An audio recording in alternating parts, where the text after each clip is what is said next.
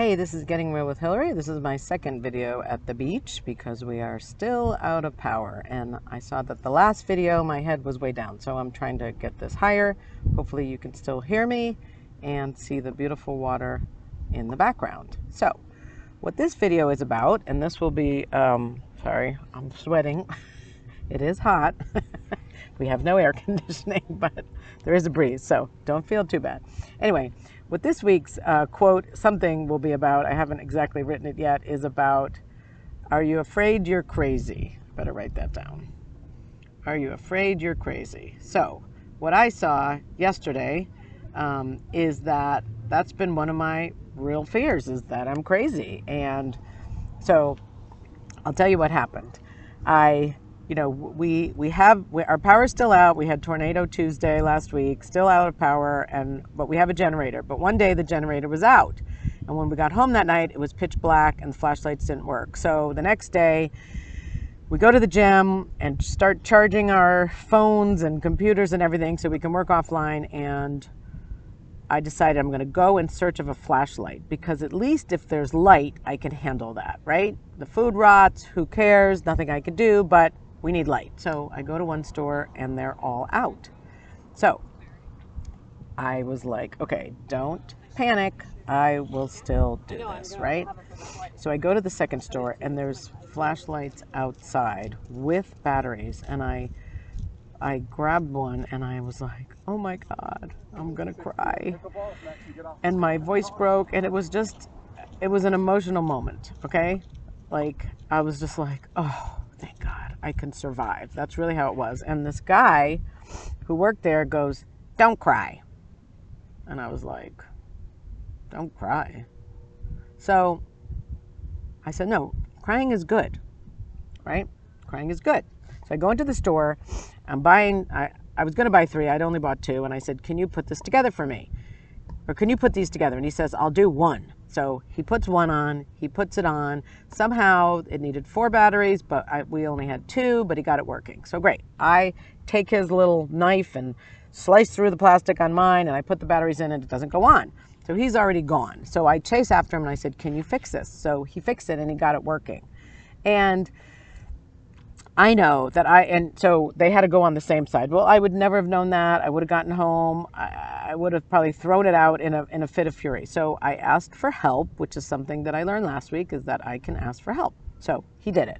And as I'm checking out, I just felt like they thought I was crazy. And I saw myself repeating the story over and over again. You know, they probably thought I was crazy. They probably thought I was crazy. And I was like, why do I keep repeating this story? Who cares? And I realized that I'm afraid of that. I'm afraid that I am. And because I'm afraid that I am, it sort of makes me crazy. And when I act that way, or when I get upset, or when I get emotional, I then have to spend all this time justifying it and explaining it and wanting people to validate it and it's okay and all this. And what I got from last week about being right was, I think I have to have it all together, can't be upset. I don't want to be Debbie Downer. I don't want to be, negative Nelly. And so I don't say it, but I'm being it. And it gets all over people.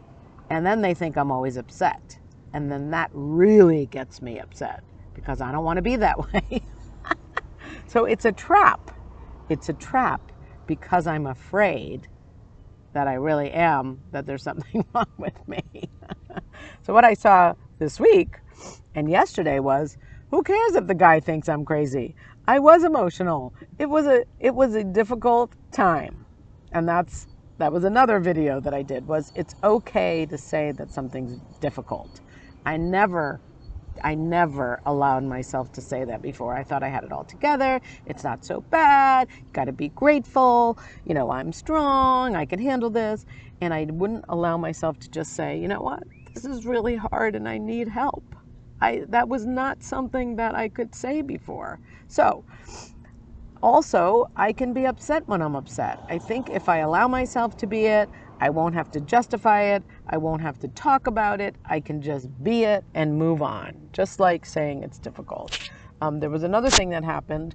I don't know if you can even see my eyes here, but another thing that happened was the night that it was dark, my daughter was going to go see a friend, and I suddenly realized that I was going to go home to a dark house. And she was like, "It's okay, Mom, I'll come if you want." And I was like, "No, no, I'm fine. I'm fine. I got this." And she kept asking, "Are you sure? I don't mind coming." And I was like, "No, you go with your friends. You go with your friends."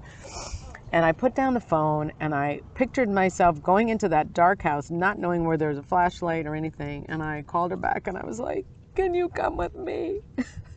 And I just started crying. And she's like, "Of course, Mom. Of course. I was waiting for you to ask me.